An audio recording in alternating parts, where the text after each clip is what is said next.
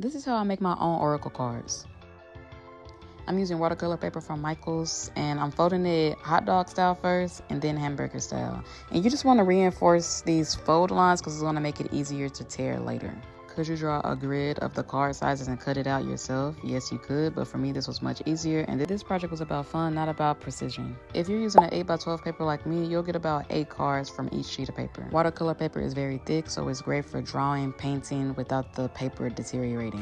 Now let's get into materials. I use fine liner pens, watercolor, markers, and also glitter glue to design my cards. Oracle cards differ from tarot in the sense that they are more flexible and open. They are more simple in their structure as there is no certain number of cards for the deck to be considered complete. So you can make as many or as little cards as you would like to. These cards can be focused on any theme like love, self-concept, or even timeline. You'll see a lot of oracle cards that are focused on goddesses, angels, or even nature. You could choose a theme for your deck or leave it open. It's completely up to you. I decided to include written words on the side for divination whenever I decide to use them.